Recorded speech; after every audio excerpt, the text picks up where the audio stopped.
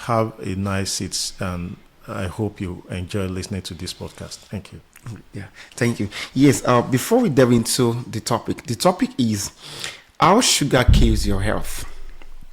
That sounds weird, right? How sugar kills, because a lot of people, we love sugar. We love everything sweet. Most people don't want to take anything bitter, but on the contrary, we find out today whether taking too much of sugar or taking sugar at all is beneficial or good for your health, or you should not even take sugar at all. So, but before we go into that, we'd like to know about your journey. Why did you choose medicine and not another profession? Yes, well, I think for me, there wasn't much choices growing up. There was this sort of competition for who wants to become medical doctor or lawyer where I grew up, and sort of zoned me to that limited choice. But along the line, I started enjoying it. I see it as a calling, helping people to help themselves as much as we can, knowing that God eventually will be able will do the final work. So I enjoy it along the line, but it wasn't much of a choice for me to start with. That's interesting. Yes, let's go straight into it. So the first question would be, what are the different types of sugar? Yes, so as we all know, there are all sorts of things, sugary things out there, and they are mostly sugars until proven otherwise. But to make it very simple, the sugars that we got the simple ones and the complex ones. The simple ones are just the basic ones that once you put them into your mouth, they get easily into your blood and then into the cells of your body. So the glucose, the fructose, the galactose, those are the basic ones. The complex ones are those that are formed from combination of various simple sugars. And those are the ones that are common in our staple diet, everyday meal, fruits, vegetables, and all that. So those are the complex sugars. So that's just the basic way of categorizing sugars. Mm-hmm. Yeah. The other way, is to put it in a way that sugars that are formed naturally, natural sources, like in the fruits, right, or the ones that are like added sugars, the ones that are added to our meals from whatever source. And the third category are the ones that are formed in our body, even when you think you have not taken sugar. Right. But your body has a way of forming sugar within you, which we're going to talk about later. Okay. So those are another ways of looking at it. Mm-hmm. That's interesting. Thank you. Yeah. Before I go to the next question, I do have a brother. When he gets to see this, I was telling him I think in the morning it took something around. It took, what's it called now? It took Eba, for those that are from Africa, from Nigeria precisely. It took Eba. Then it took Eba with, then stepped it down with a bottle of Pepsi. Then in the afternoon, it took another, it took Gala. Then in the evening, it took Amala. Then stepped that with another Pepsi. So him is like, it's normal because he's working. And not only for him, I've seen a lot of people that will say that they have a lot of jobs that they are doing. They are stressed, so the way to reward themselves is by taking a bottle of Coke or a bottle of Pepsi at the end of the day, every day. So as a way of rewarding themselves. So what do you see to that? Well, that is definitely an excess of sugar you are putting, loading your body with. If you are eating that much Gary Flakes, Pepsi, and all that, flour products, it gives you a lot of sugar, and it's going to cause damage on the long run. But that said, the main problem is the amount of sugar that you are ingesting. So some people don't eat this type of food.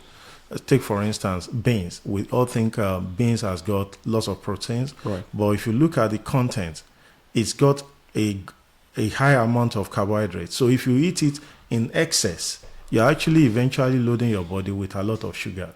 So it's all about does your body need and how much you are putting in whatever form. So that's the main focus. Honestly speaking, I'm here to learn, because what you just said now, I'm not aware about. I'm not aware of that. So I believe I'm going to learn a lot of things today. Thank you. So in my body, how does my body process sugar? Yeah. So so I will start from simple sugar. If you look at the table sugar, you take it, you add it to whatever food you are eating. It goes into your mouth. Your intestine will absorb it and get it into your bloodstream. The body has a way of regulating the level of sugar in the blood, because too high level of sugar in the blood is dangerous, and when it's ridiculously low as well, it's equally dangerous. So what the body does is, when you load your body with this sugar, your body will stimulate the pancreas to produce a hormone which is called insulin, to sort of bring the level of blood sugar down to normal level. And it does that by shifting the sugar from your blood into your blood cells. So that's what it does. But for the complex sugar, of course, your body will have to break them down first to absorbable type, which is the simple sugar, and then shift them out of the blood into the cells. Thank you. Yeah. What are the primary sources of added sugar in our diet? Yes. So the main source, of course, is the sugar we are adding ourselves to the diet, but there are some subtle additional sources like that you don't even know. They may not even taste as sugary in your mouth. For instance, canned diet, all those prepared meals, curries and things like that are already prepared, so that when the drinks that we take, all those things are source of additional sugars in our diet. And one has to be very careful what you ingest, otherwise you are causing a long-term harm to your body. That's the thing. So how can we, let me put it personally now, how can I identify these sugars in packaged foods? Take for instance, even in the in the environment where we are, it happens also back in Africa, where people, like we said, of course, this generation we have is a microwave generation. A lot of people are always on the run. They want to let's come to the UK, for instance. A lot of people want to catch up with train in the morning. For those that are traveling by or going to work by train, they are catching up with train, or those that are going to by bus, catching up with buses. And before they come back, sometimes those that are running, depending on the ship the person is running, even those are in Africa. For instance, those that are in Lagos, for instance, they go out in the morning, very early in the morning, then coming back, then get trapped in the traffic jam. Getting back home, they are too tired to do a lot of things. So people would tend to go into packaged foods. So for people that, because of demands of the environment, so how can we identify eating sugars in packaged foods? Well, in the United Kingdom, I'm certain that there are regulations about how they package the meals. They have to state on the container, right, how much sugar is there. In fact, some of them have to break it down to this thing has got so much of carbohydrates, of which sugars are this percentage of that. So in the UK, there are a lot of regulations. So what I would just say is you've got to check what you are drinking. The fact that it's not tasting sweet does not mean it does not contain a high level of sugar. And the regulation recognizes that some people may not appreciate what 100 grams means, what 100 means. So there are also color codings for how much is in each food. So for instance, if it's red, it's dangerously high. The level is high. If it's amber, not as high, but it's still high. And then if it's green, it's safe for it is normal level, to put it that way, So I don't want to use the word safe, because if you take green 10 times a day, okay, cumulatively you might have overloaded your system thinking you are eating something safe. So okay. That's why I don't want to use the word safe. So it's all color coded. Back in Nigeria, I believe there will be some regulations around that as well. But even if it is not canned meal, if it's not packaged meal, the meal that we prepare ourselves can be equally unhealthy if we are not careful. So it's all about understanding what exactly we are putting in our mouth. You said something around having labels on the food we buy, which is which of course I'm aware. But the question is, do we actually pay attention to those labels, to the information we have on food? Because what a lot of people do is just to check when is the best before date. And for some people in Africa, has it expired? Some even don't even check whether it has expired. As long as they can put it on the shelf, it's good for consumption. People just get there, pick and pay and go. So, from what you said, we should pay more attention to the things we are buying. Take time to check, and then you also said that we need to understand what our body requires to know whether we are consuming it more, whether we are consuming right. Yes. But so how do we identify what our body requires? Yes, it can be difficult to know what exactly our body requires, but there's a general guide, for adults or children. So basically, you have to look at how active you are in terms of exercise, because if you are the type that engages in a lot of exercise, you'll be able to burn as much calorie as possible. And so you may have the threshold to eat more than someone that is more or less not active. So you have to look at yourself, what you do, your exercise level, your stress level, and then generally look at, as a rule of thumb, we say an adult needs about roughly equivalent of 7 cubes of sugar per day. Okay. Or maybe 6 or 7 teaspoonful of sugar per day. But you don't have to eat that much, because you are also eating some other things, proteins and what have you, that can easily, when they get to your body, they can become glucose. They can become sugar. Right. So you don't have to get to the upper limit before you stop. That is the point I'm trying to make. That sounds good. Then, that being said, but the question is, when we look at the jobs so many people do, let me use UK as a case study now. For some people that are in the care sector, that do more of sitting down at work, they are not exercising their bodies, and by the time they get back home, the next thing is just to eat, sleep, then get prepared for the next day job. So for such kind of people, it will be important to consider engaging in exercise. Even so, for such kind of people, let me put it this way: how can they engage in exercise while they are working? Thank you very much. I will use myself as an example. Okay. As at this time last year, I weighed about 104 kilograms.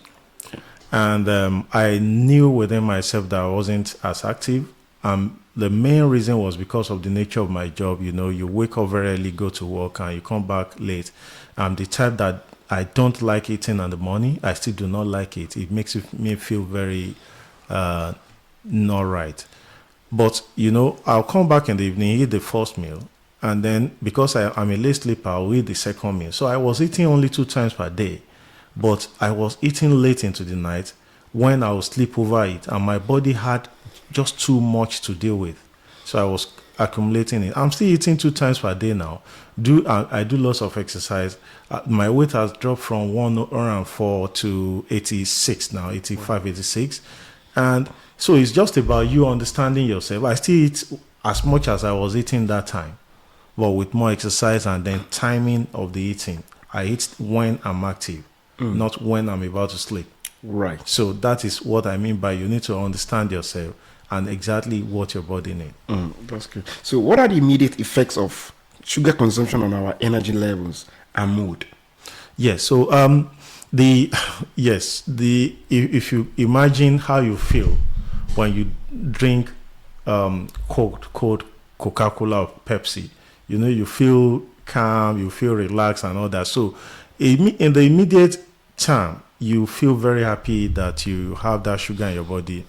But again, the same thing, your mood is lightened because sugar, brain, which is an important part of our body, only feeds on glucose, nothing more. So what if you are eating only proteins, your body will find a way of converting it to sugar to keep the brain alive. And the same, some cells in the body, like your red blood cells, they don't feed on any other thing than glucose. So it is that important. So if you starve yourself and you now get to take the sugar, your body will feel very happy. You feel very happy within yourself. The mood is light, but that is just the short-term benefit. So the long-term effect now comes in when you are eating that too much. What happens to your body, the brain, the blood cells, and all that.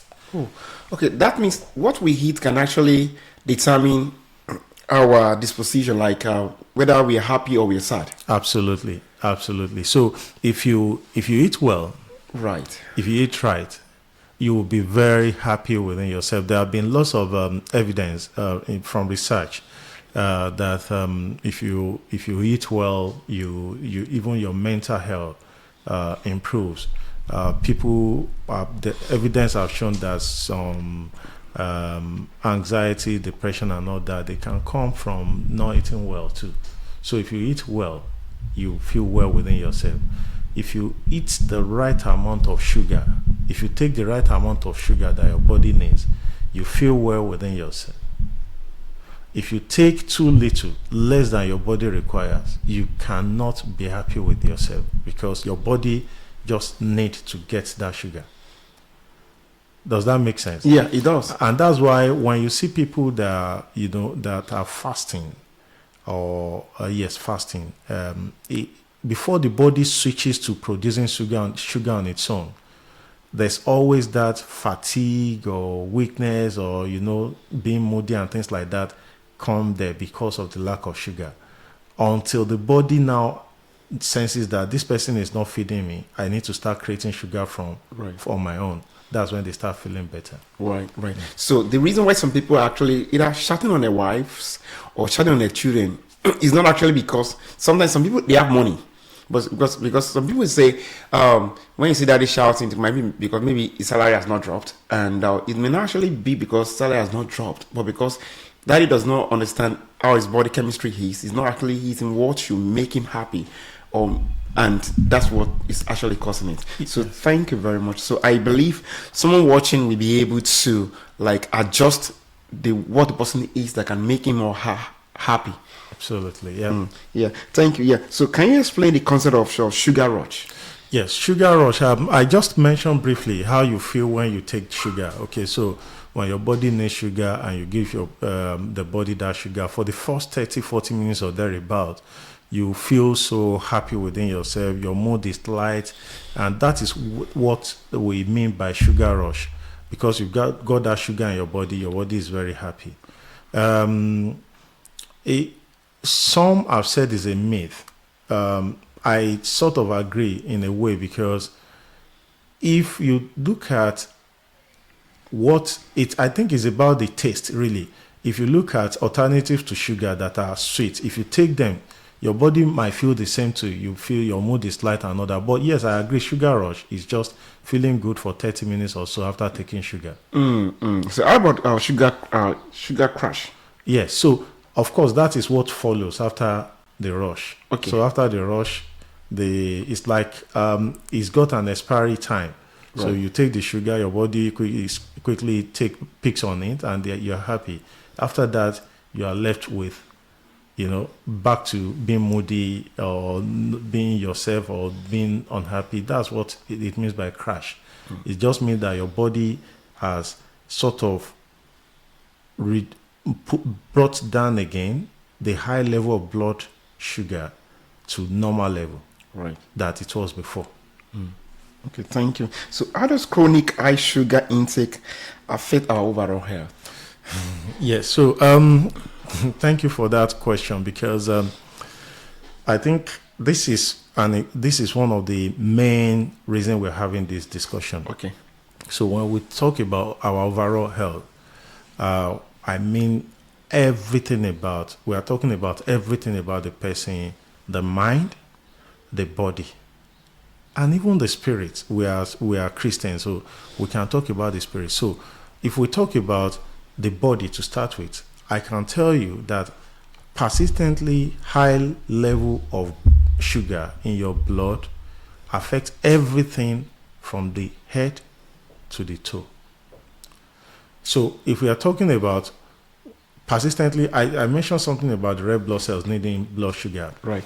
But if it's too high, what it does to red blood cells, for instance, is to make it less flexible. So red blood cells should be able to squeeze through micro pores to get to wherever, to bring oxygen there. But they are less flexible. They are not able to squeeze. And so the oxygen do not get to important part of the body because the red blood cells is not able to get that there. And also because there is high level of blood sugar, it causes friction between the blood cells and the lining of the pipe carrying them. That is just a way to put it so that we can understand. It causes friction. Normally, they should be moving in a very free flow state, laminar flow, just going going their way without stopping anywhere. But because of the high level of sugar, it causes friction. So one red blood cell will go to get stuck to the inside lining of the blood pipe. Right. That's the blood vessel. Another one will come there, and they accumulate to form what we call, they start clogging the blood vessels. Okay. And it is when they clog the blood vessels in the brain that people have stroke. Oh. They clog the blood vessels in the heart. People have heart attack. They clog the blood vessels everywhere. Kidney failure. In fact, diabetes is one of the main causes, topmost causes of chronic kidney disease, renal failure. Topmost. We're talking about people having wounds that will not heal. One important factor in wound healing is quality blood supply. Right. When red blood cells are able to bring oxygen and other nutrients there, that's when wound heals. But when those are not able to get there, the wound cannot heal. That's why someone that's got uncontrolled high blood sugar can have difficulty healing their wounds. So it can affect the nerves, it can affect the eyes. If I don't know if you heard of diabetic retinopathy, it basically means damages to the eyes because of the persistently high blood level. So that is the body. So the mind, of course, the mind is controlled by the brain, isn't it? So right. There are lots of evidence showing that there is cognitive impairment if someone is not able to control their blood sugar level, Alzheimer's disease, anxiety, depression, and all that. So that is the mind. And diabetes affects that. How about the spirit? Someone that is not well within the body or in the mind cannot be spiritually sound. That is just the truth. Because those things are like distractions to you. They are already distractions. You are not feeling well within yourself. You are not feeling well within your body. Perhaps you are even more or less in the hospital. It affects your spiritual level. So it does affect everything about the person. That's very deep. It's because you see some people talking about maybe they have a minor injury and it continue to escalate, and they take so many medication, nothing is happening. And for some people that are in Africa, they, like we said earlier, they try to over spiritualize things, start saying, oh, maybe it's one dream that he had that has caused that wound not to heal. And not understanding is what they're actually taking, that is actually making the wound not to heal. Yes. And some people just suddenly they are planning, maybe they are planning so many things for their future, but because they're not taking into consideration the things they eat, and when they are someone that has labored so much on his or her child, at the point of having that to reap the labor of the things of the fruit of the labor, right? Yes. On that child, that's when the person just develops stroke suddenly. Yes. And actually, it might be because of the things they didn't take into consideration why they are laboring over the children. So I believe for such kind of people listening, it's going to help them. So while you are laboring on your children, take good care of yourself. You've got to take good care of yourself as well. Yeah. Right. Thank you very much. So let's look at what is the connection between sugar consumption and conditions like obesity, diabetes, you mentioned it earlier, and heart disease. Yes. So of course, diabetes is when there is persistently high level of sugar in the blood.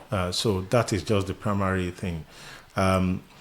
Obesity is very important because when you have persistently high level of sugar in the blood, your body will continue to produce a high level of insulin. And what insulin does is to drive the blood sugar away from inside the blood pipe into the blood cells. And fat cells in the body, they are very good at, give me more sugar, I will take it. Give me more sugar, I will take it. And the more they take it, the fatter the person becomes. Not necessarily the healthier the person becomes, no. But they just continue to get fat because that one is taking the sugar and is converting it to fat to store it. Okay? The insulin also drives it into the muscles and the livers as well. But the main issue with obesity is that blood sugar will eventually become fat. And that fat is obesity that we are talking about. And there is also a component, there's something we call metabolic syndrome. Basically, diabetes, mellitus, high blood pressure, and problem with cholesterol, fat, handling of fat in the body. So obesity, hypertension, diabetes, mellitus, they are like siblings. And they go hand in hand. And one can worsen the other. So and oftentimes you see them living together in the same person. That's what we call metabolic syndrome. And if the blood sugar is not controlled, you may not be able to break the cycle of order. And that is why it is important to control our blood sugar. Wow. Saying, how does sugar affect insulin levels and insulin sensitivity? Yes, I think I mentioned it earlier that with high level of sugar in your blood, your body will have to produce more insulin to drive the blood sugar out of the blood pipe into your blood cells. So the blood sugar is like directly proportional to the level of insulin that you have, and as soon as it drives it out, the insulin production drops back to normal. Now, the insulin sensitivity come into play. I will just give you like an example to make listener understand. If you have heard of antibiotic resistance, you don't get the resistance if you have never used antibiotic. You get resistance if you have been exposed to a particular antibiotic, especially repeatedly. And that's the same thing that happens with hormones in the body. Before they can carry out their job, they will usually go to a particular receptor on the target organ. And the more the receptor gets exposed to the hormone, the more the receptors become resistant to that hormone. This person is still coming again. It's like a child that you continue to, any little mistake, you continue to shout and shout. A time will come that the child does not even respect that you're shouting again. That's the same thing that happens with insulin insensitivity, to put it that way. The more you load your system with high blood sugar, the more you are driving yourself to resistance to insulin. And also to add that as you are growing older, pancreas that produces insulin is also growing older. So the capacity to produce a lot of insulin might also diminish with time.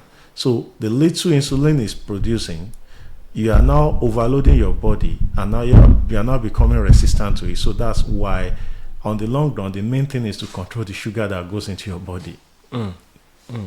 So thank you. So can you explain the relationship between sugar consumption and type 2 diabetes?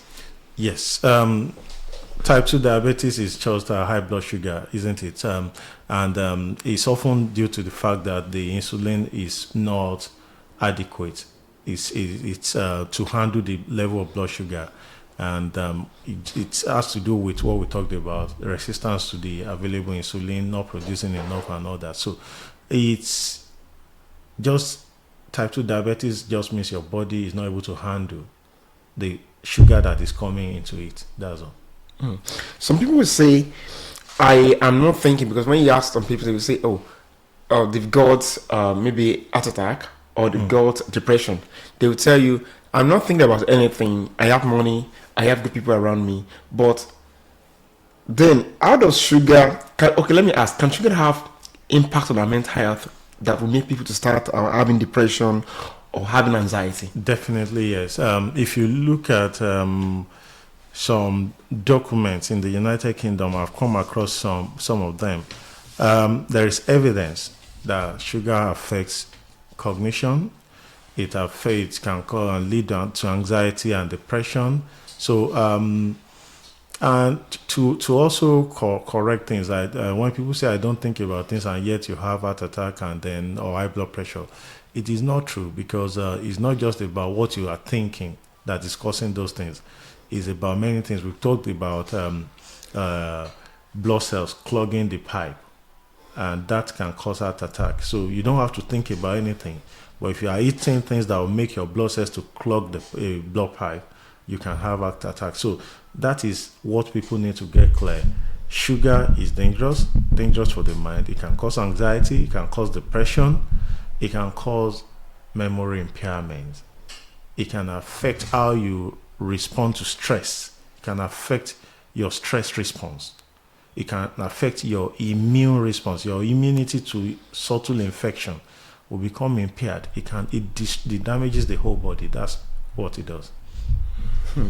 Yeah, this is because you see, some people also they will say, they have depression, they are praying about it, and they will say maybe it's because maybe there is a particular spirit of depression that is making them not to be able to have joy, or not to be able to.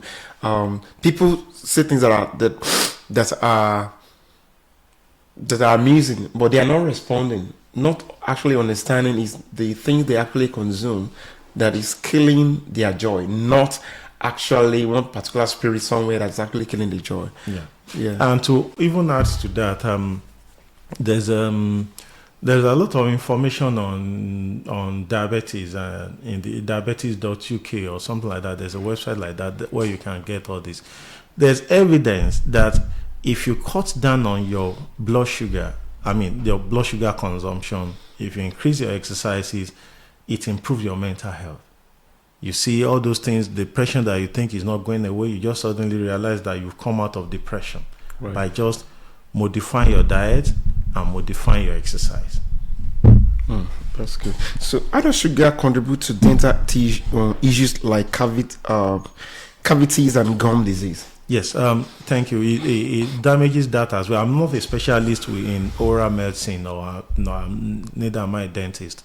But yes, it does damage that. And it's not, the reason is not far-fetched. If you look at the high blood sugar will affect your immunity.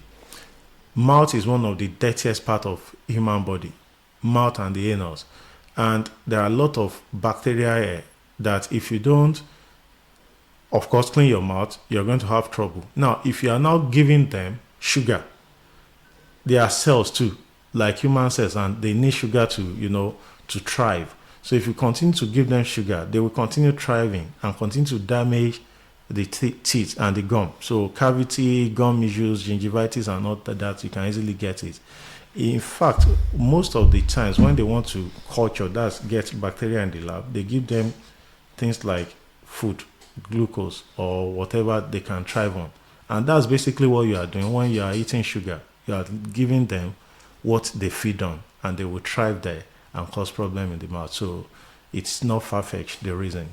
Okay, yeah. Can a child, let's look at our children now. Can children have diabetes? Because for children, some people will say they are children, let them eat as many sugar as they want, they are growing, they will run around. But irrespective of how much running children do, can they actually develop? They can have diabetes. Oftentimes, the type they have is type 1, which more or less majority are born with it sort of. But the problem is, the problem comes when you don't have type 1. You are born normal, you have normal handling of insulin and glucose in your body, but you continue to load your system with a lot of sugar.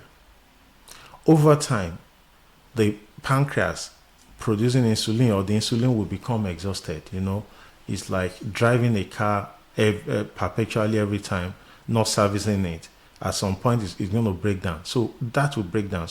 And that might affect when such individual will develop diabetes later in life. You see someone that has maintained healthy diet for so long, and they may never have diabetes, or perhaps if they have, is a diet control, or perhaps they're going to have maybe at a very old age.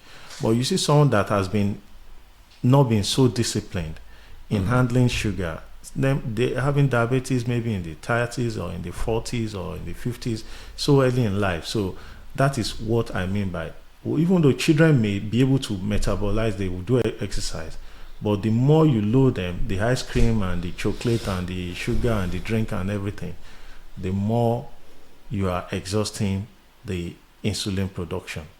So for parents watching, it's not everything that your child asks that you keep giving because you love the child.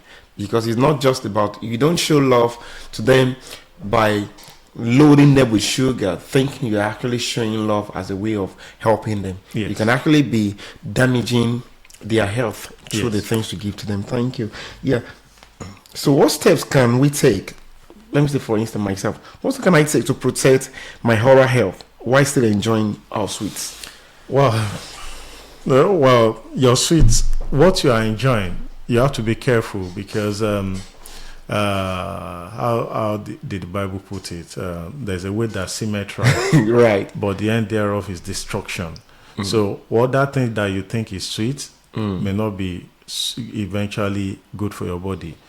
But if you have to take something sweet in whatever form, whether meal or drinks or proper sweet, of course, brush your teeth and make sure you are disciplined with it. I was reading somewhere where someone advised, if you are going to eat junk food at all, make sure you don't do it more than once in 2 weeks. So, sort of something like that. Just be disciplined with yourself. Right. That's what I would say. So what are the recommended daily limits of sugar intake according to Health Organization? Yes. So there is no daily limit of sugar, but there is a daily recommendation for free sugars. Right. So free sugars are the ones that easily get absorbed into our body. And I think I was talking about it the other time. For adults, it's around 30 grams per day. If we do some calculations, 4 grams is about 1 teaspoon. A cube of sugar is about 4 grams, sort of. So adult does not need more than 7 cubes equivalent of free sugars per day. And free sugars are there everywhere. The fruit we eat, the drinks, the food, they are there. So if everything put together, not only the sweet things, so it is free sugar per day, about 7 cubes. And then younger kids, maybe in their teens or so, maybe around 6 cubes. The younger one, 4 years and above, maybe around 5 cubes per day, sort of. So even if your child is the type that likes ice cream, and in that ice cream is already about 4 or 5 cubes equivalent, that's the child exhausting the maximum daily recommendation for free sugars. Whatever the child is eating on top of that is excess, and it's going to cause damage. Thank you. So for some people, to put it maybe in more perspective now, when you talk about these food that have a lot of sugar in them, can you help us itemize maybe 1 or 2 food that we take that actually impact our health in terms of sugar consumption? Yes, thank you very much. I was listening to a program on Premier Praise. It's a Christian radio station, one of the UK Christian radio station, and the person was talking about how we easily think we are eating healthy, but we are not. So the example is, if I put this cup, filled it with fruit juice, Right. even when they say it's 100% fruit, made from 100% fruit, but you know that they are already squeezed, the fibers are not there, you are eating a lot of sugar drinking that. And that is, on the other hand, if you want to, let's say apple juice, if you want to eat apple, the cup of this apple juice might have been made from 5 or 7 apple itself to get that fruit juice. But no one will sit down and say, I want to eat 7 apple before you get satisfied. So juice that we drink, fruit juice, even the so-called healthy fruit juice, has got a lot of free sugar, and we have to be careful. Banana, I can see banana behind me. Right. Banana has got a lot of sugar. Ripe banana has got a lot of sugar in it. All the fruits generally, they've got sugar in them. Honey, maple syrup, all those things, they've got sugar in them. And you just have to be careful how much you eat of these things. Okay, thank you. On the issue of honey, people usually recommend taking honey as substitute for sugar. So how do we then manage the consumption of honey also? So that is again another area that we have to understand very clearly. Right. Honey is very good. It's very good in the sense that it's got a lot of things in it that are healthy. In fact, during my training as a surgeon, we use honey to treat wound because it's got that nutrients that will nourish the blood cells that will make the wound to heal well. But that said, honey has got a lot of sugar in it, and so you have to be very clear what you are using honey for. If it's to substitute sugar, you might actually not be eating less sugar. But if it's the nutrients in it, the antioxidants in it that you are after, yes, but you have to be careful that you are eating a lot of sugar while you are getting that. The same with maple syrup. The two of them, they contain a high level of sugar, and so when you are substituting sugar with honey, you may not be reducing your sugar consumption. So that's why you have to be careful. The question that was coming to my mind is, so what do I do? So what you do, yes, I will tell you what you do is number one, eat moderately, whether normal sugar or honey or maple syrup, or let it be moderate. And of course, look for ways to your food you are going to eat that will still be tasty, even when they are not sugary. Because that is what is making people to add extra sugar or honey or maple syrup into their food. They want that sweet taste. Right. And if you can't do with the sweet taste, then you have to go the way of artificial sweeteners. But you can't substitute sugar with honey and think you are eating less sugar. That is not correct. So what are some effective strategies for reducing sugar consumption in our daily diet?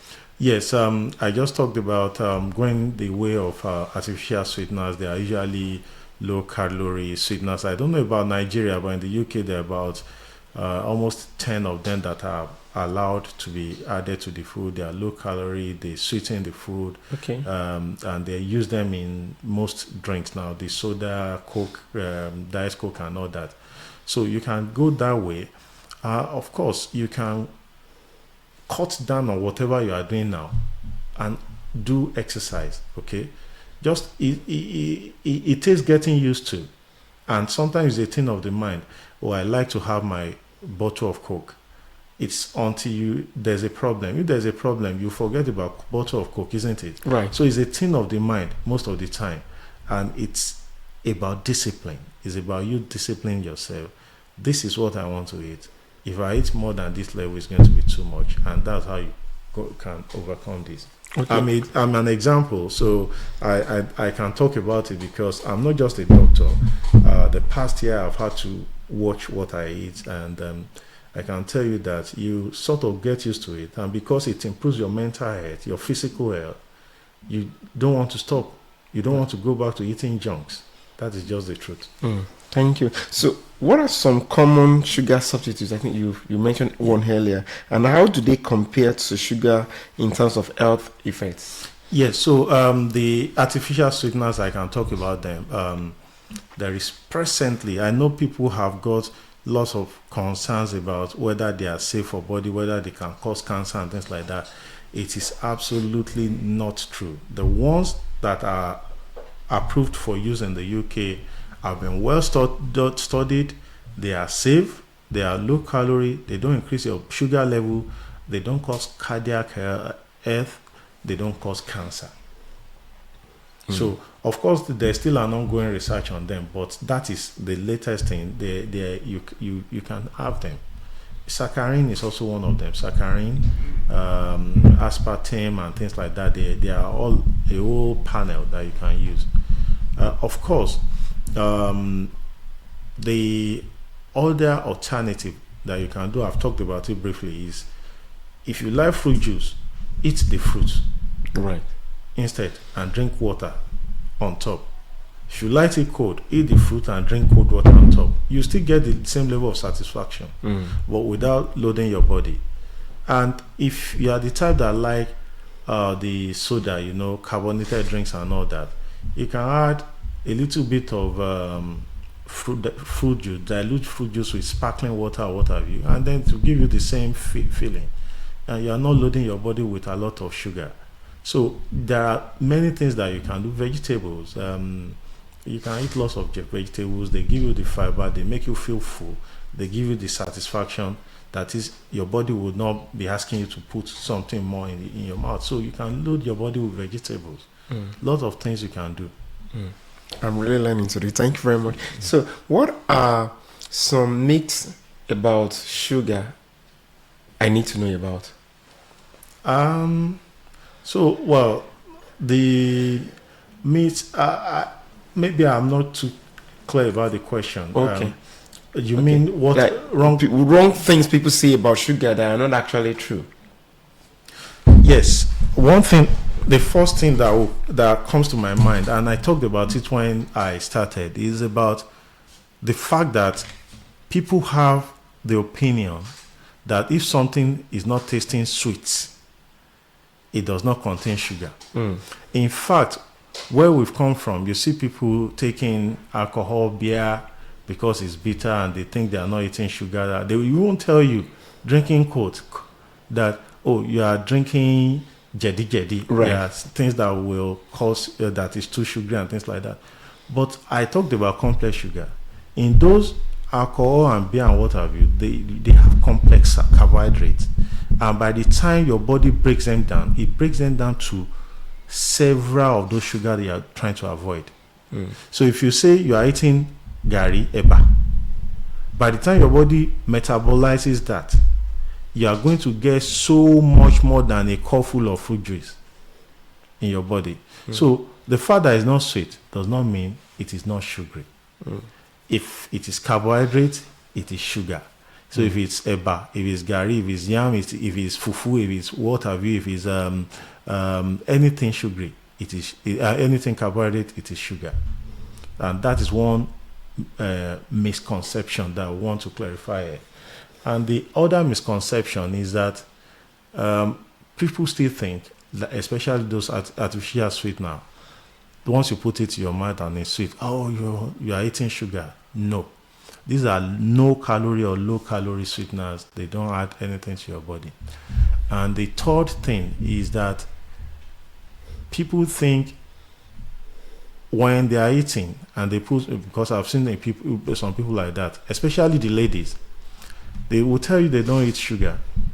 In fact, when they want to drink pap or drink tea or what have you, they don't truly put sugar there, but they like cake and the ice cream and and these are high. They've got a high amount of sugar in them, and so people have got to understand exactly what they are putting in their mouth.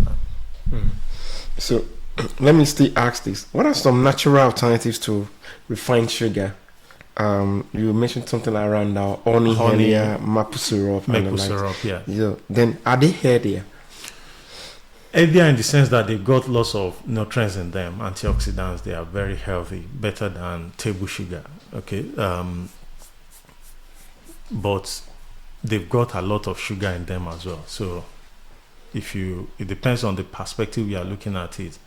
If it's the sugar perspective, they are not in any way healthier. In fact, they might actually have more sugar than the normal table sugar. So how should we approach the use of fruit sugar in our diet? Fruit sugar. Yes. I just talked about substituting the fruit juice to proper fruit itself. Eat the fruit, not the juice.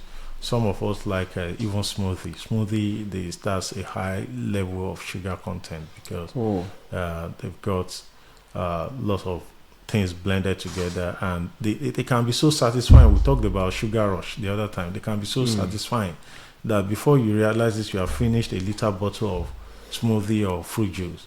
That is a lot of sugar. So we have to be disciplined. If you have to drink it at all, I tell people dilute the fruit juice. Put a small amount and top it up with water, and that will reduce the amount of sugar you are drinking.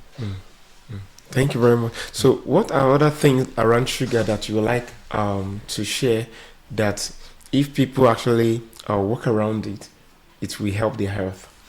So what I would say is very simple. You are what you eat, basically. So you have to understand that we cannot continue to load our body with high amount of sugar and expect the body to function at optimal rate. The body will break down. While we understand that the body needs sugar, but body has a way of regulating things on its own. If you don't take enough sugar, your body has lots of stores where it can go to get sugar on its own. We call it gluconeogenesis. It will go there to break down the fat, to break down the glycogen in the liver and the muscle to get sugar. So you don't have to help the body. Body knows how to help itself. So eat moderately and understand what you are eating. The fact that it is not sweet does not mean it is less sugary. So that's what I would say. Eat moderately. Okay, thank you. For those that are in the UK, for instance, when they have challenges with their health, or maybe someone is having challenge with their sugar intake, they can consult their GP who will then advise them. But for those that are not in the UK, what advice would you give to such people that can help them while they are actually consulting their doctor? So I think for those that can afford it, they can.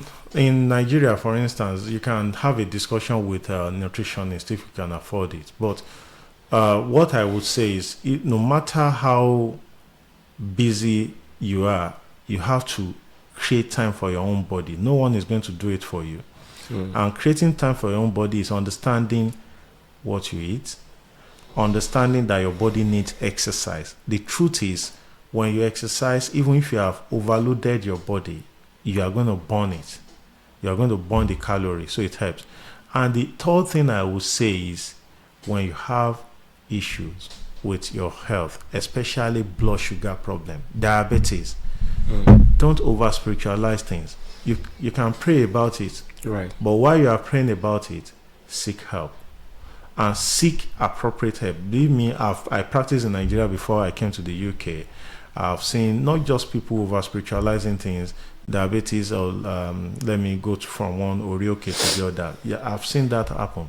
I've seen people going to traditionalists, and some of the traditionalists were our patients in the hospital for the same issue. So you have to seek appropriate help. I will say, not because I don't believe in traditional medicine because herbs and all that is what, no. Perhaps maybe I don't believe in it, but I will say conventional medicine. Go to the hospital, seek help, follow advice, follow guidance. There are people that are living with diabetes. There are people that were initially found to be diabetic, but now better control without medication. We call it diet control diabetes. They just watch what they are eating, they do exercise and all that, and they have not been on medication for so long. So go and seek help. and follow the guidance. Thank you very much. We do appreciate your time Thank with you. us on today's podcast. It's been a very wonderful time learning a lot of things. I must tell you, thank you very much.